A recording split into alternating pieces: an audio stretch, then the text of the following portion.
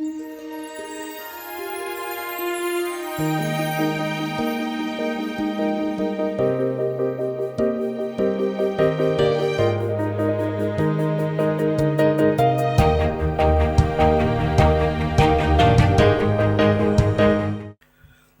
యేసే ముఖ్యమైన మూలరాయి అయి ఉండగా అపోస్తలులు ప్రవక్తలు వేసిన పునాది మీద మీరు కట్టబడి ఉన్నారు అన్నాడు. తర్వాత ఆయనలో మీరు కూడా ఆత్మమూలముగా దేవునికి నివాస స్థలమై ఉండుటకు కట్టబడుచున్నారు అన్నాడు. కట్టబడి ఉన్నారు అన్నాడు, కట్టబడుచున్నారు అన్నాడు. ఇంతకీ పని పూర్తయిందా, జరుగుతూ ఉందా అన్న ప్రశ్న మనం వేసుకుంటే రెండు నడుస్తున్నాయి. కట్టబడి ఉన్నారు అన్నది నిజమే, కట్టబడుచున్నారు అన్నది కూడా నిజమే. కట్టబడి ఉన్నారు అంటే ఎవరికి వాళ్ళు వ్యక్తిగతంగా దేవుడు అనుగ్రహించినటువంటి అపోస్తలులు ప్రవక్తలు వేసినటువంటి పునాది సత్యములను గ్రహించి కట్టబడి ఉన్నారు. ఎవరికి వాళ్ళకి వ్యక్తిగతంగా, మళ్ళా సంఘముగా అందరము కలిసి సమష్టిగా ఐక్యపరచబడుచున్నాం. ఒక దేవాలయం మాదిరిగా మనలో ఒక్కొక్కడు ఒక్కొక్క రాయి వలె పేర్చబడి అందరము కలిసి ఒక ఆత్మ సంబంధమైన మందిరముగా కట్టబడుచున్నాం. అర్థమైందా? ఇప్పుడు ఈజీగా మీకు అర్థమయ్యేటట్టు చెప్తా. నల్లరాళ్ల కట్టుబడి ఎప్పుడన్నా చూసారా మీరు? అంటే కట్టిన గోడ కాదు, కట్టేటప్పుడు చూసారా? కట్టేటప్పుడు చూసిన వాళ్ళు చేతులు ఎత్తండి. రైట్. నల్లరాళ్ళు పెట్టి గోడ కట్టొచ్చు. అయితే గోడ కట్టడానికి ముందు ఈ రాళ్ళని మలచాలి. నల్లరాళ్ళన్నీ ఒకే సైజులో ఒకే కొలతలో ఉండవు, ఎక్కువ తక్కువలు ఉంటాయి. కొన్ని రాళ్ళు అయితే గుండ్రాళ్ళలాగా ఉంటాయి. వాటిని గోడలో పెట్టాలంటే కరెక్ట్గా నూలు దారానికి లైన్గా అవి రావాలి అంటే వాటిలో రౌండ్గా ఉన్న రాళ్ళకి కొన్ని మొఖాలు చెక్కాలి. కాబట్టి ఇప్పుడు వరుసలో రాయిని నిలపాలంటే ముందు దాని మీద చెక్కడం పని జరగాలి. ఫస్ట్ దాన్ని రెడీ చేయాలి. దాన్ని సిద్ధపరచడం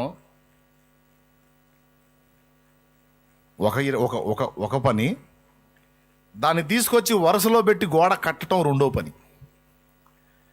రాయి సింగిల్గా సిద్ధమైతే గోడ అయిపోదు, సిద్ధపడాలి, వరుసలో వచ్చి కూర్చోవాలి. అది అప్పుడు గోడ అయిపోతుంది. ఇక రెండు పనులు అర్థమైనాయి కదా. అట్లాగా దేవుడు సంఘమును ఒక దేవాలయముగా నిర్మించేటప్పుడు ముందు వ్యక్తిగతంగా మనల్ని సిద్ధపరుస్తాడు. ఏ ఏ విషయాల్లో సిద్ధపరుస్తాడు అనేది గ్రహించుకోవాలి. మొట్టమొదటిది, ముఖ్యమైన మూలరాయి ఎవరన్నాడు? క్రీస్తు అన్నాడు. గుర్తుపెట్టుకోండి. ఇదే ఎఫెసీ పత్రిక జస్ట్ పక్క చూడండి, 4వ అధ్యాయము. ఇదే ఎఫెసీ పత్రిక 4వ అధ్యాయము 11, 12 వచనాలు కలిపి చెబుతాడు. మనమందరము విశ్వాస విషయములోనూ దేవుని కుమారుని గూర్చిన జ్ఞానం విషయములోనూ ఏకత్వం పొంది సంపూర్ణ పురుషుల మగు వరకు, అనగా క్రీస్తునకు కలిగిన సంపూర్ణతకు సమానమైన సంపూర్ణత కలవారమగు వరకు ఆయన ఇలాగు నియమించెను. ఇది మొదటి సంగతి. అంటే ఫస్ట్ మనలో యేసయ్య స్వారూప్యం ఏర్పడాలి. యేసుకు కలిగిన సంపూర్ణతకు సమానమైన సంపూర్ణత మనలో ఏర్పడాలి. మనలో క్యారెక్టర్ పరమైనటువంటి మార్పు. ప్రాచీన పురుషుని తొలగించి నవీన పురుషుని యొక్క నింపుదల మనల్ని ఆవరించినట్లుగా మొదటి పని జరగాలి. మనలో దుష్ట స్వభావం, మానవ స్వభావం తొలగింపబడి దైవ స్వభావము నింపబడాలి. యేసు ప్రభువులో దైవ స్వభావము సంపూర్తిగా నింపబడి ఉంది.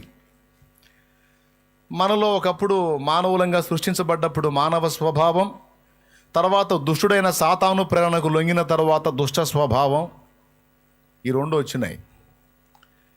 ఇప్పుడు యేసు ప్రభు రక్తం చేత మనల్ని కడిగి మనలో ఉన్న ప్రాచీన పురుషుని తొలగించి నవీన పురుషుని మనలో రూపుదిద్దుతున్నాడు.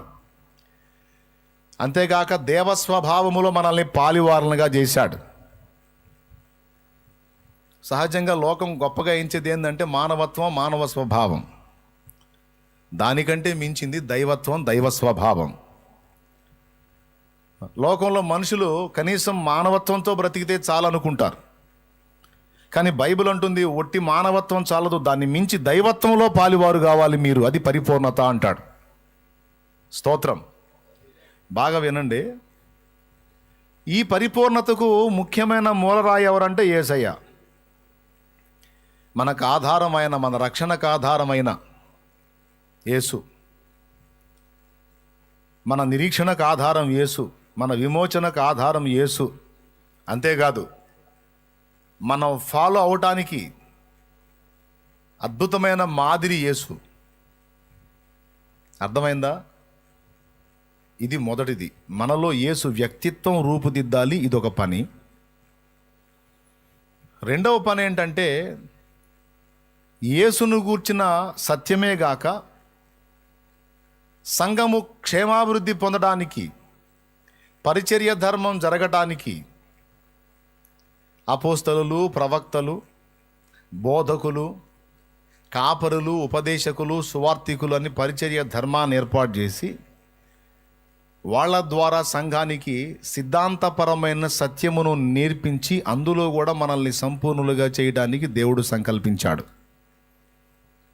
రెండు విషయాలు మనలో సంపూర్ణంగా నెరవేరాలి. ఒకటి, యేసు క్రీస్తు యొక్క వ్యక్తిత్వము సంపూర్ణంగా మనలో రూపుదిద్దుకోవాలి. నంబర్ 1. ఆయన సత్యమును గూర్చిన విషయం కూడా మనలో ఫుల్ఫిల్ కావాలి, మనలో ఏర్పడాలి. ఇప్పుడు ఈ రెండు మనలో నింపిన తర్వాత ఇలా నింపబడినటువంటి వ్యక్తులతో నిర్మితం అయ్యేదే దేవుని సంఘం, లేకపోతే దేవుని మందిరం, ఆత్మ సంబంధమైన మందిరం. కాబట్టి ఫస్ట్ దేవుడు మనల్ని రూపుదిద్దుకుంటాడు, ఎవరికి వాళ్ళని పర్సనల్గా. దానికోసం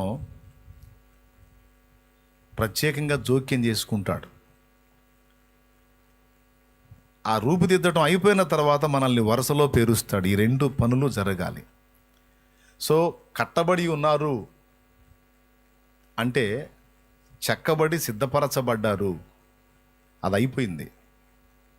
కొత్తగా వచ్చిన వాటికి స్టార్ట్ అయింది, తర్వాత కొంతకాలానికి అది సంపూర్తి చెందిద్ది. యేసు వ్యక్తిత్వాన్ని స్వతంత్రించుకోవడానికి ప్రయాసపడతాడు, యేసు సత్యాన్ని కూడా తన యందు నింపుకుంటాడు. ఈ రెండు జరిగిన తర్వాత ఇక అతడు వరుసలోకి తీసుకొని రాబడతాడు. ఇక ఏ వరుసలో ఉండాలి అనేది ఇక దేవుడు నిర్ణయిస్తాడన్నమాట. వాని సామర్థ్యతను బట్టి దేవుడు వానికి ఇచ్చిన కృప, ఏ రాయి ఏ వరుసలో బెర్చాలి ఇక ఆయన కడతాడు ఇక ఆ సెక్షన్. అయితే క్రీస్తు యేసే ముఖ్యమైన మూలరాయి అయి ఉండగా అపోస్తలులు, ప్రవక్తలు వేసిన పునాది మీద మీరు కట్టబడి ఉన్నారు అన్న మాటని ఒక్కసారి మనం పరిగణలో తీసుకుందాం. ముఖ్యమైన మూలరాయిగా ఎవరిని పెట్టారు? వాళ్ళు యేసయ్యను పెట్టారు. తర్వాత మనందరినీ కూడా వరుసలో కట్టడానికి సిద్ధపరిచారు.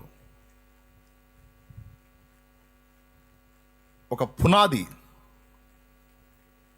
అపోస్తలులు, ప్రవక్తలు వేసి దాని మీద ఆత్మ సంబంధమైన మందిరముగా మనందరినీ కూడా నిర్మాణం చేయడానికి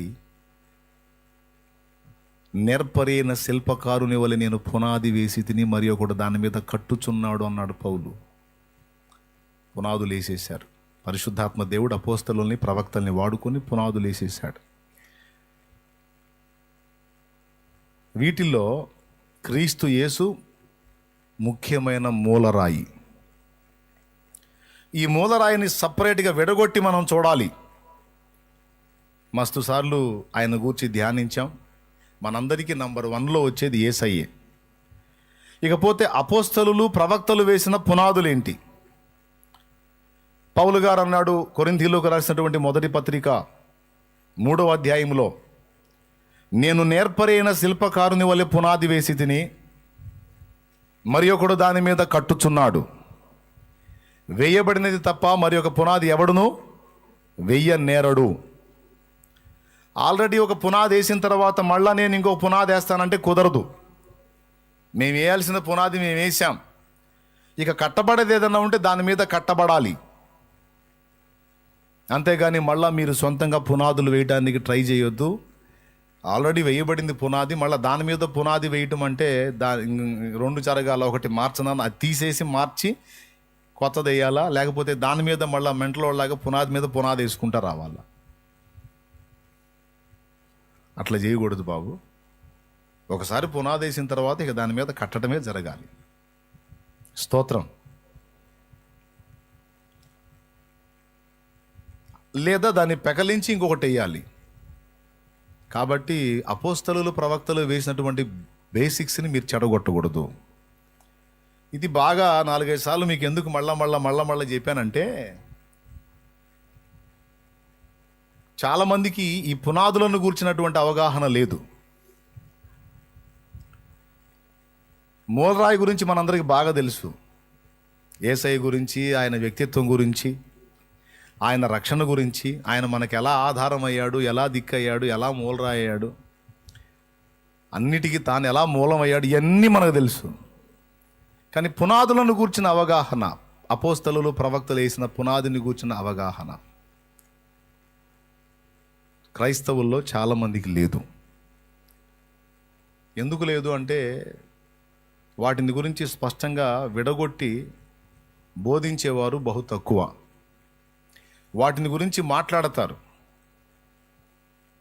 వాటిని గురించి గొప్పగా మాట్లాడతారు, కానీ వాటిని విశ్వాసులకు అవగాహన కల్పించే వాళ్ళు తక్కువ. అందరూ అవగాహన కల్పిస్తే సంతోషం, కల్పించకపోతే మనం దానికి ఉత్తరవాదులం కాదు. మనకు అవకాశం ఉన్నంత వరకు అనే విషయంలో అందరికీ అవగాహన కల్పించడానికి మన వంతు ప్రయత్నం మనం చేస్తున్నాం. ఇప్పుడు పునాదులు ఏంటి అనేది కొంచెం చూద్దాం. ముఖ్యమైన మూలరాయి క్రీస్తు యేసు, ఆయన గూర్చిన అవగాహన ఉంది మనకి. ఆయన పక్కన పెడదాం.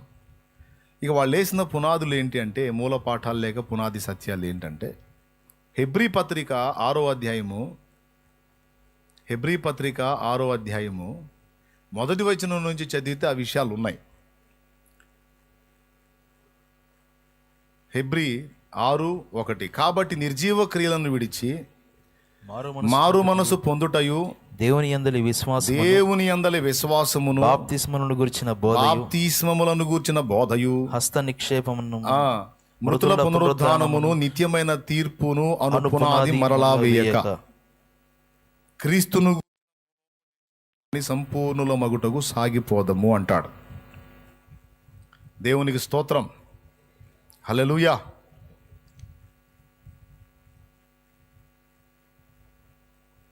ఇక్కడ ఎన్ని సంగతులు చెప్పాడండి? మొదటిది మారు మనస్సు, రెండవది విశ్వాసము, మూడవది బాప్తిస్మములను గూర్చిన బోధ, నాలుగవది హస్త నిక్షేపణం, ఐదవది మృతుల పునరుద్ధానం, ఆరవది నిత్యమైన తీర్పు.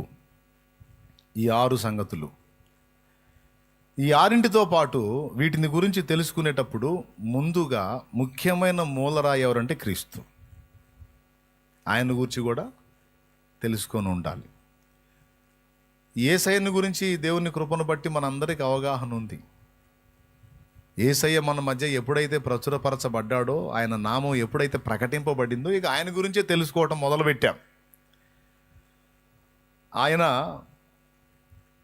ఆది అంతములో లేనివాడు, అద్వితీయ దేవుడు, తండ్రి అయిన దేవునిలో ఒక భాగమై ఉన్నవాడు, దేవునితో సమానముగా ఉన్నవాడు. ఈ సృష్టి నిర్మాణానికి దేవుడు పూనుకున్నప్పుడు దేవునిలో నుండి వెలుపటికి వచ్చి దేవుని యొక్క తండ్రి అయిన దేవుని యొక్క ఆలోచన ప్రకారం లేదా ఆజ్ఞ ప్రకారం సమస్తమును నిర్మించిన వాడు యేసయ్యే. ఇది మనకు తెలిసింది. సృష్టికర్త యేసే సృష్టి పాపములో పడినప్పుడు దాని విమోచనార్థమై దాని కొరకు ప్రాణత్యాగం చేసి తిరిగి లేచింది యేసే. సృష్టి అనగా ఎంతమంది మానవులు కానీ దేవదూతలు కానీ ఇహమందు పరమందు అందరికీ కూడా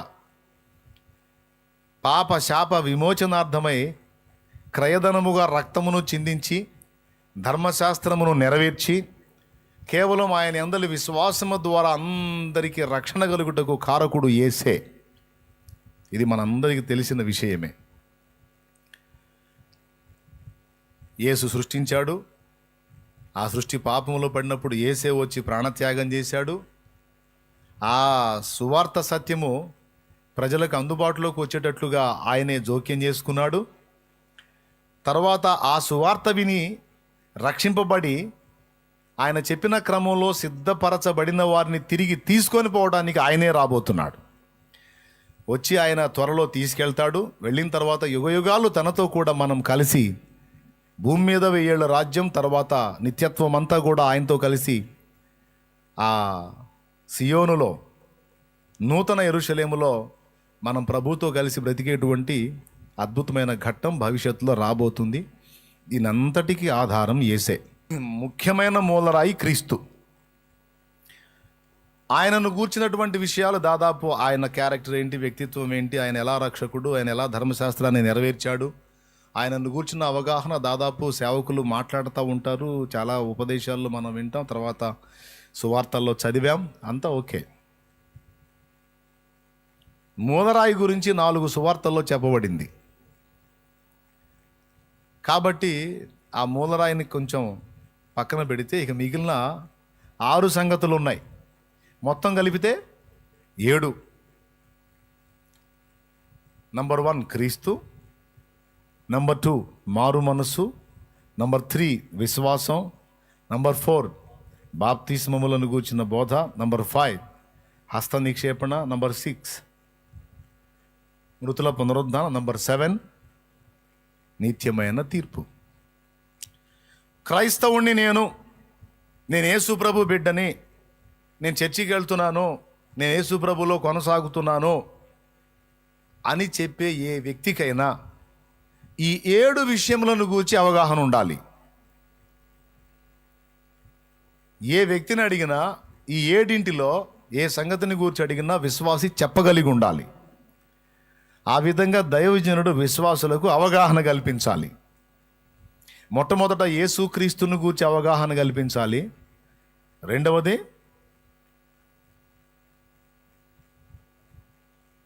మారు మనసును గూర్చిన అవగాహన కలిగించాలి.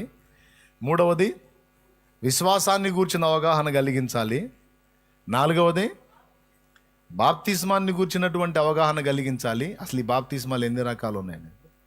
5వది హస్త నిక్షేపణను గూర్చిన అవగాహన కల్పించాలి. 6వది దాన్ని గూర్చిన అవగాహన కలిగించాలి.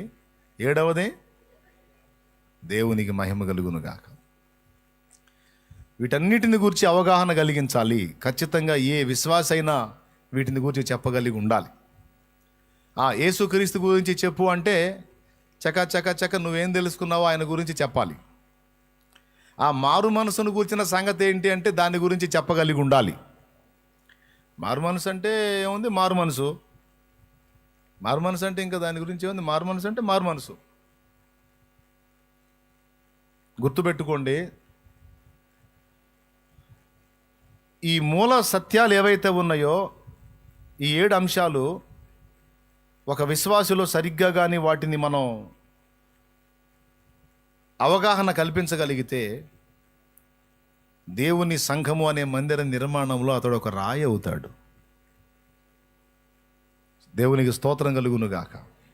హల్లెలూయా. ఏమవుతాడు? ఒక రాయి అవుతాడు, వరసలో ఒక రాయి అవుతాడు. ఇప్పుడు రాయి చెక్కబడకపోతే, సరిగ్గా అది సిద్ధపరచబడకపోతే వరసలోకి రాదు. వరసలోకి రావాలంటే ముందు దాన్ని సిద్ధపరచాలి. పౌలు గారు ఎఫెసీ సంఘానికి వాటిని వేసేశాడు, వాటిని గూర్చిన అవగాహన కల్పించాడు. కాబట్టి అంత ధైర్యంగా చెప్పగలిగాడు.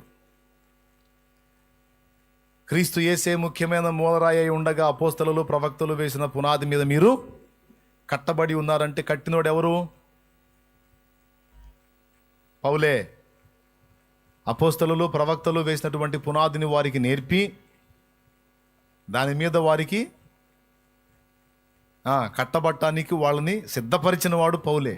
ఆల్రెడీ మీకు అది నేను అవగాహన కల్పించేశాను, దాని గురించి మీకు అవగాహన దొరికింది. మీరు వాస్తవానికి అన్యజనులు అయితే మీరు క్రీస్తులోకి వచ్చారు. ఒకప్పుడు మీరు దేవుడు లేనివారు, పరదేశులు, పరజనులు. అయితే క్రీస్తు యేసునందు మీరు యూదులతో పాటు సమాన వారసత్వాన్ని పొందారు. విశ్వాసమును బట్టి కృపచేత మీరు రక్షింపబడి మీరు కూడా యూదులతో ఈక్వల్ అయిపోయారు. విశ్వాసమును బట్టి వారు ఎలాగ దేవుని సంబంధంలో, అదే విశ్వాసాన్ని బట్టి అన్యజనులైన మీరు కూడా దేవుని సంబంధంలో వారితో ఈక్వల్ అయిపోయారు.